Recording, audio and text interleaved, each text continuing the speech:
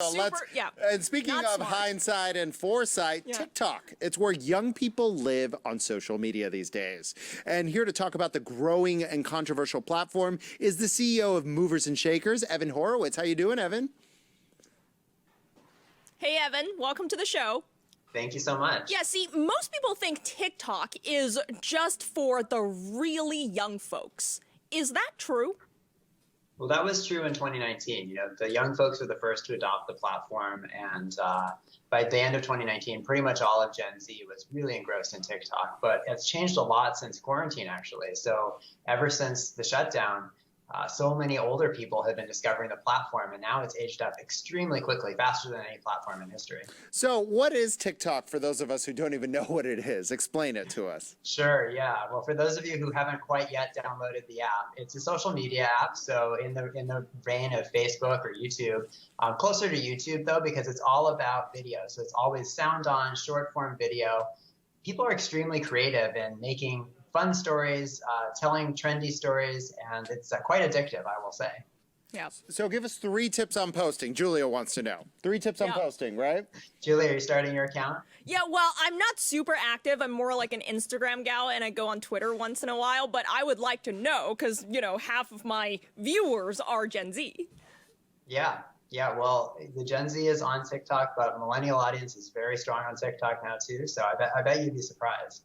But I would say in terms of posting on TikTok, you know, it's so different from Instagram. And those of you who have spent any amount of time on it, you just feel that right away. The visual aesthetic is different. The way the stories are told is different. Instagram, you know, you might feel like you have to be having a glass of wine on the Amalfi Coast in order to post a picture there. TikTok's the opposite. You know, most TikToks are filmed in your home, in your bedroom. You don't need to put on filters. It's really a place for raw and authentic storytelling, which I think is part of why it's exploded so much and why it's been so popular, especially with the younger generations. Yeah, see, Evan, recently Instagram added this feature called the Instagram Reel, right? And so far what I've been seeing is people just throw their TikTok videos on their Instagram. The evasion of TikTok to other platforms. You see it on Facebook too, yeah. Yeah, well, I think it's going to be awkward like that for a while. You know, I mean, remember when Stories came out? It was super awkward. It was just a Snapchat clone, and no one really knew what to make of it. But eventually they got their stride. I think that will happen eventually with Reels, but right now it's still in that very awkward early stage of its life. Okay, so let's talk about the elephant in the room. President Trump has threatened to ban TikTok in the U.S. next month unless they're purchased by a U.S.-based company. Of course, TikTok is owned by ByteDance, which has connections to China. Is it worth our time to build a following on a platform that could end up banned? I would recommend it. I mean, they just announced they have 100 million monthly active users in the U.S., which is just astronomical. I mean, it's almost a third of the population. And that's just growing so fast. And personally, I'm not too worried about the future for TikTok. I think their leadership is extremely strong, savvy, they're well-resourced, and I am quite confident they'll get their way out of this pickle. So, can you make money on TikTok the same way people did on Instagram and YouTube, Evan? Absolutely, yeah. Both from a creator perspective, there's a huge community of influencers that is finding a career being a TikTok creator. And for brands, you know, we're a creative agency and we work with tons of major brands who are looking to reach that audience, 100 million monthly active users.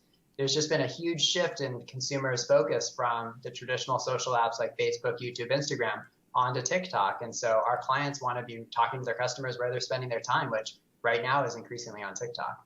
Okay. Evan, last question before we let you go. I'm not a very good dancer. I'm always pretty shy of like. I mean, it's in the name of the company, ByteDance. ByteDance. What is something that I can post to say today after I get off the show that does not involve dancing that'll still, you know, be liked by people? Post the news. You know, I think one of the things that's a misnomer about TikTok is that it's still all about dancing and singing, which was true about a year and a half ago. But it's diversified phenomenally, where now pretty much anything is discussed there, from beauty and lifestyle, car repair tips. So whatever you're into, there's a community there on TikTok that would love to talk about it. Perfect. Great. Well, Evan, thank you for taking the time to talk to us. We appreciate it. Yeah, it's great to see you, Evan. Thank you for joining us. All right. Have a good one.